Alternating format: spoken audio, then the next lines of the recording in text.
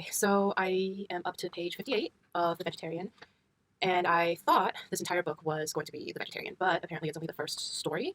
So I think starting from part 2, it's a different story.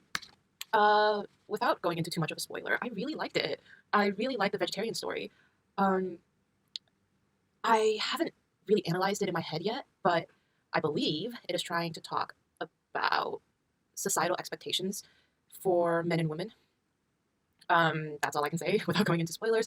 I'll probably go into spoilers at the end of the video, but yeah, I actually really like the first story, and we'll see if I continue to like the rest of the book, because it seems like this book is one that's very controversial and very mixed, so that's my update.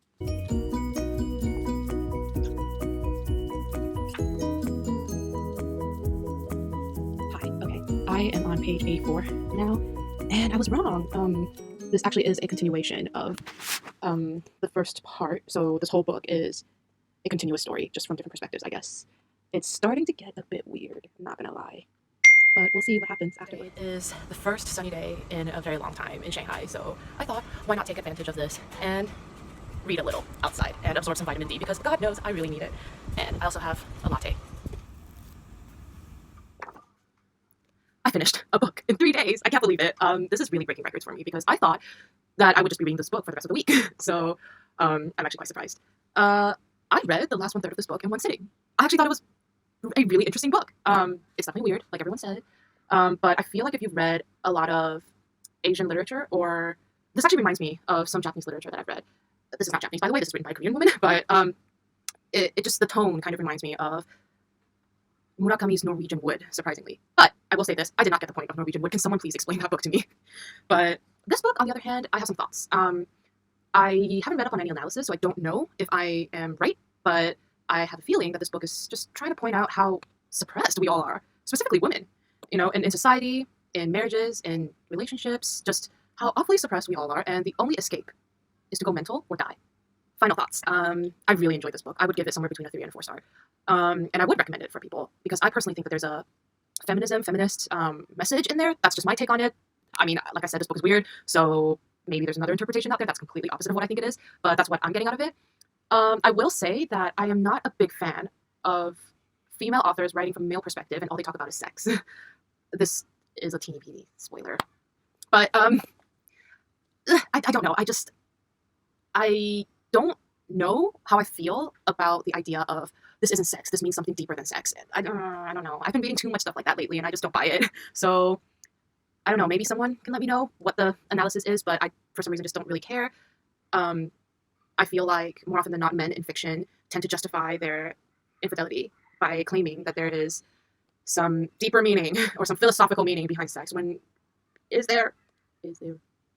Okay, anyway, I can't believe that I'm done with this book, so now I'm ready to move on to my next book, which is a reread. I am going to reread The Catcher in the Rye, which is my favorite book ever since high school. So I kind of want to see if it is still my favorite book, or I have moved on to my second book, The Catcher in the Rye. This is a reread from...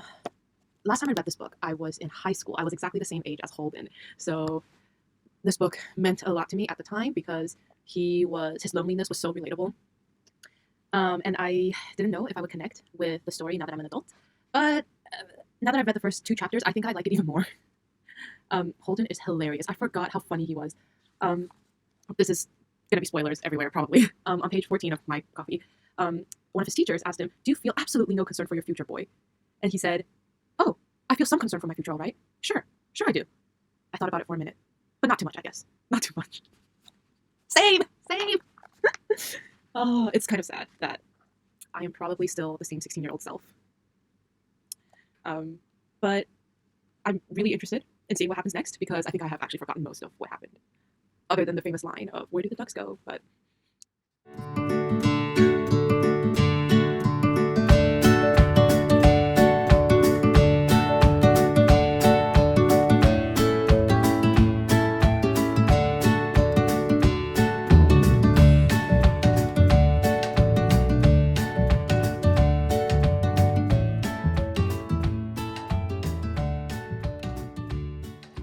there's one more day left in this readathon, and I still have half of this book to finish. I'm at the point where Holden left his school, and he's just roaming around in New York City, asking everyone and then others, "Where do the ducks go?" And obviously in school we've analyze the hell out of that sentence. And we all realize, or we were told, that what Holden is really asking is, where do I go? Where do I go when the pond freezes over? Where do I go when winter comes? One of the things that I didn't pick up on when I was a teen was how much Holden projects in this book. Similarly to his question, where do the ducks go when the pond freezes over? Or lagoon, I think. He projects a lot on other people. Some people might see Holden as this narcissistic, judgmental person, but I don't think that's it. I don't think that's all there is to Holden. I think the reason why he's being so judgy towards everyone that he meets is because he knows that he's the biggest phony. And he knows that the person that he feels the most sorry for is himself. And he is fighting that part of himself that needs to grow up, that needs to become this person that betrays part of himself in order to conform to society. And he doesn't like that. He doesn't like that person. He wants to fight it. So he's kind of acting out in a way and projecting his own emotions onto other people, which is a very common defense mechanism for teenagers. I definitely didn't pick that up when I was a teenager. When I was 16, reading this book, I agreed with him. I was like, you're a phony, everyone's a phony. I did it, guys. I finished Catcher in the Rye last night. I did it before the end of the Redathon, or the Redathon. I did it. My final verdict is, this is still my favorite book. It still holds such an important place in my heart. I think I still related to Holden, and despite me not approving of his actions, and not necessarily feeling the same way he does anymore, I think I can still read this book and appreciate that pain that everyone has to go through during your teenage years. And this is, I personally think, would be a very comforting book to read at the right age. I won't lie, last night when I was reading the last 4 chapters or so, I started tearing up. Especially the part where Holden was talking to his old English teacher. I forgot his name, but basically what his English teacher was trying to tell him is that you're not the only one that feels this way, but some people are able to use this and write it down and describe it and make it into something that means more, rather than just being angry about it, basically. And he's kind of like trying to put some sense in Holden's head, trying to tell him to do the same. I don't know if Holden gets it. It wasn't clear.